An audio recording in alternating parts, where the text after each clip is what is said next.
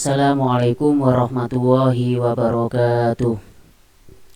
Bismillah, alhamdulillah. Untuk anak-anakku kelas 5B dimanapun kalian berada, semoga kita masih diberikan oleh Allah SWT berupa kesehatan, sehingga kita bisa untuk belajar mencari ilmu bersama-sama. Untuk semester 2 ini, untuk pembelajaran tematik, mungkin anak-anak masih belum mempunyai buku tema. Di sini Ustadz akan memberikan sebuah pengantar tentang tema F pada mapel IPA di subtema 1. Kita akan membahas pada tema F ini yaitu tentang kalor dan perpindahannya. Pada subtema 1 kita akan membahas dua hal, yaitu suhu dan kalor. Nah, apa itu suhu dan apa itu kalor dan apa nanti perbedaannya, anak-anak nanti akan tahu setelah belajar bersama-sama untuk mengetahui apa itu persamaan dan perbedaan pada dua hal tersebut. Sebelum kita membahas suhu dan kalor, anak-anak, untuk masalah perpindahan kalor ini kita sering sekali tahu pada kehidupan sehari-hari. Kalau kalor itu adalah panas. Jadi panas yang Samen rasakan itu merupakan suatu kalor. Mungkin ini hanyalah sebuah istilah agar nanti anak-anak tahu bahwasanya kalor itu sama dengan panas. Nah, untuk memulai pembahasan itu kita akan lihat beberapa hal yang terkait dengan panas atau kalor, yaitu tentang energi. Pada energi, sumber energi pada makhluk hidup termasuk manusia itu terletak pada makanan. Pernah tidak anak-anak makan? Pasti pernah, bahkan setiap hari makan.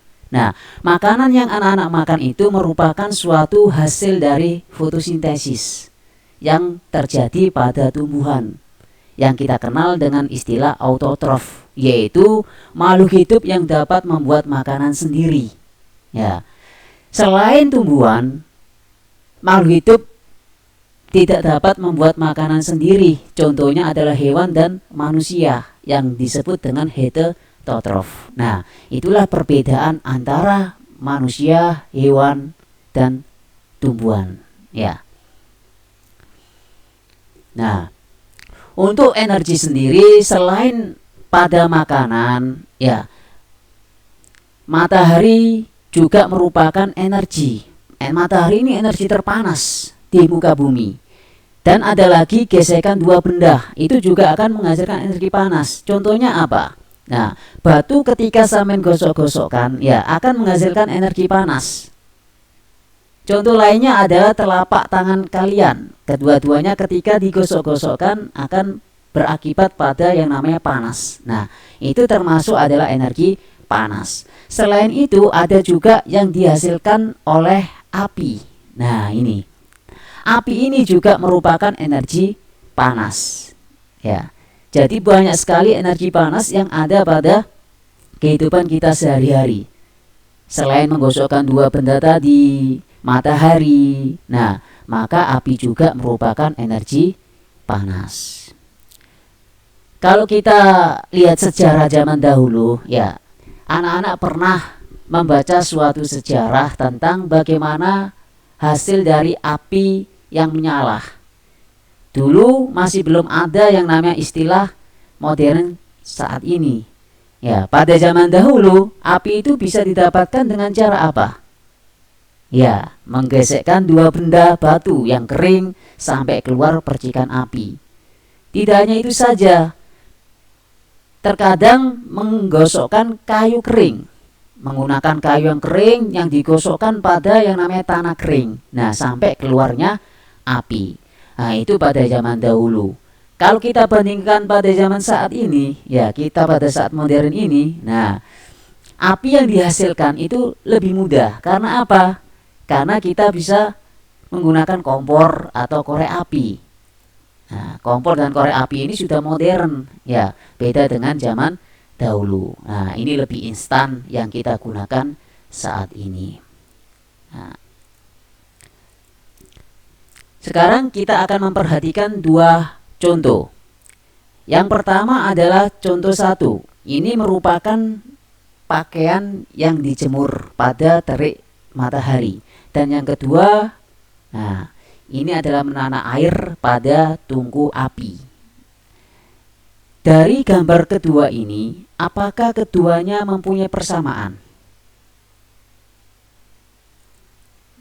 Nah, ya, kedua gambar ini berhubungan dengan kalor atau energi panas. Gambar 1 ini tentang energi panas matahari. Pakaian yang dijemur yang awalnya basah ya menjadi kering karena partikel-partikelnya ditarik oleh yang namanya sinar matahari yang kita kenal dengan penguapan. Nah, ketika partikel-partikel itu ditarik oleh sinar matahari, maka yang terjadi adalah baju ini kering. Ya, semakin panas sinar matahari, maka baju sampean kering itu semakin cepat. Nah, yang kedua, menanak air, yaitu dengan menggunakan energi panas juga, tapi dihasilkan dari api. Kalau yang contoh 1 ini dari matahari, kalau ini adalah dari api. Tapi ada kedua-duanya yaitu dari energi panas. Ya.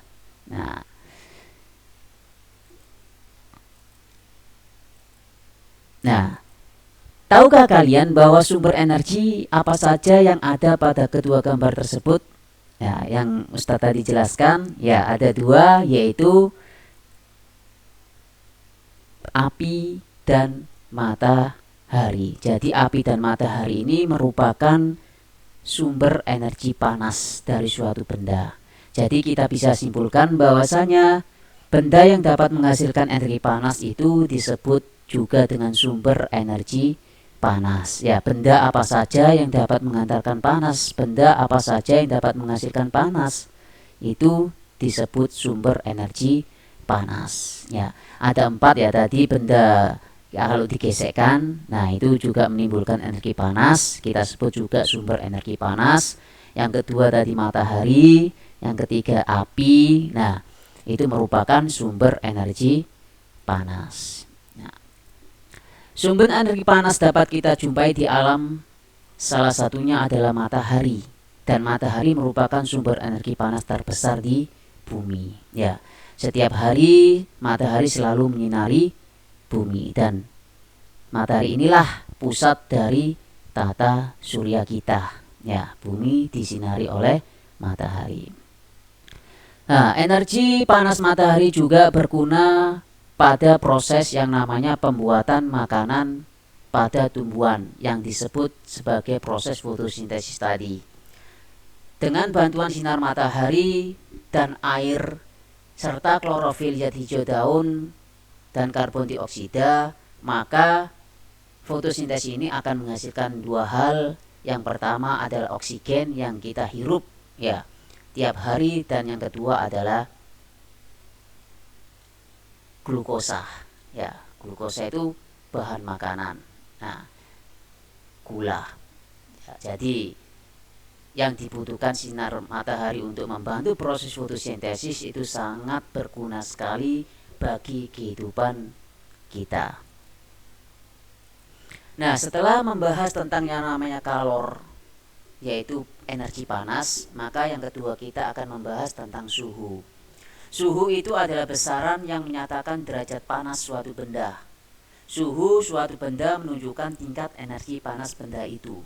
Nah, jadi beda dengan kalor tadi. Kalau kalor itu lebih kepada yang namanya panas. Ya, tapi kalau suhu itu adalah derajat panasnya. Jadi punya yang namanya tingkat energi. Yang kita gunakan satuannya di Indonesia yaitu derajat Celcius. Dan alat yang digunakan untuk mengukur suhu adalah termometer. Nah, seperti ini bentuknya. Ya.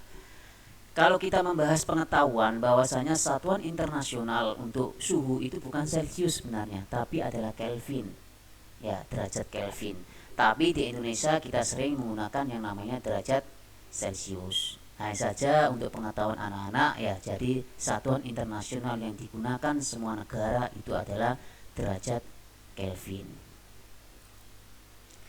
Sedangkan untuk panas itu dinyatakan dalam kalori dan diukur dengan kalorimeter. Nah, jadi beda satuan panas ya. Kalau satuan suhu tadi adalah tentang Celcius, kalau satuan panas itu adalah kalori. Begitu juga alat ukurnya.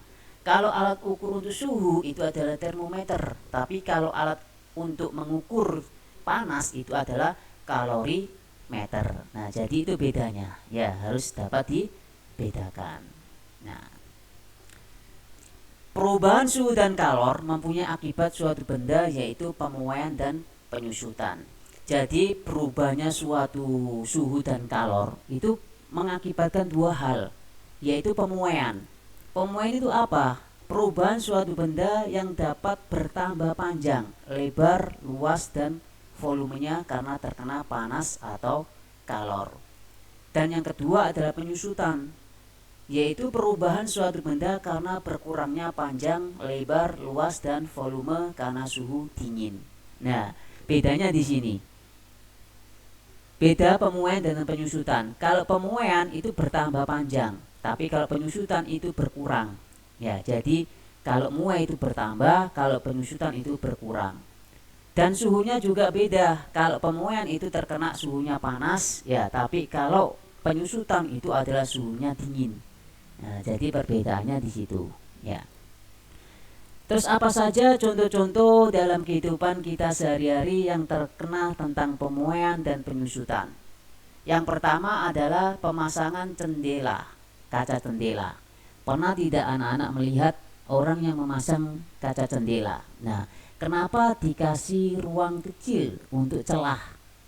Nah, agar ketika panas matahari itu menerangi kaca jendela, terjadinya yang namanya pemuaian, yaitu bertambahnya panjang pada yang namanya kaca, sehingga nanti tidak terjadi pecah. Ya, kalau tidak dikasih ruang celah, maka kaca itu akan pecah jika terjadi pemuaian pada siang hari. Nah, begitu juga ban sepeda, contoh yang kedua. Nah, ban sepeda yang kita gunakan setiap hari itu ketika terkena panas, ya, suhunya panas sekali, maka akan bisa meletus atau pecah. Oleh sebab itu untuk pemasangan ban sepeda itu dibuat yang namanya ada celah. Agar apa? Agar ketika digunakan pada siang hari, ban sepeda tidak akan pecah. Ya. Yang ketiga yaitu contohnya pemasangan kabel listrik. Nah, anak-anak pernah tidak melihat kabel listrik yang ada di jalan-jalan atau di rumah, ya, di lingkungan rumah. Kenapa kabel listrik itu dipasang kendur? Pemasangan kendur. Nah, karena alasannya adalah ketika nanti terkena suhu dingin pada malam hari, maka tidak terjadi penyusutan. Sehingga apa? Sehingga kabel listrik tersebut tidak putus. Dan yang keempat adalah pemasangan pada sambungan rel kereta api. Nah, pada rel kereta api ini digunakan yang namanya celah sambungan. Agar apa? Agar ketika nanti pada siang hari cuacanya panas, rel kereta api ini terjadi pemanjangan atau pemuaiannya, ya, bertambah panjang. Oleh sebab itu ketika tidak dipasang ada celah seperti ini, maka nanti ada yang namanya pembelokan pada rel, sehingga kereta api nanti terjadi yang namanya kecelakaan, ya. Jadi tujuan manfaat dari pemasangan pada sambungan rel kereta api itu digunakan agar ketika pemuaian pada siang hari tidak terjadi pembengkokan pada rel kereta api. Nah, itu adalah contoh-contoh dalam kehidupan kita sehari-hari tentang pemuaian dan penyusutan. Nah, itu dulu ya anak-anak untuk materi IPA pada subtema 1, tema F, ya, tentang suhu dan kalor. Semoga materi ini bisa bermanfaat bagi anak-anakku semuanya. Tetap semangat dalam belajarnya, ya, jangan lupa selalu berdoa dan jaga kondisi kesehatan masing-masing. Itu dulu yang bisa Ustadz sampaikan. Assalamualaikum warahmatullahi wabarakatuh.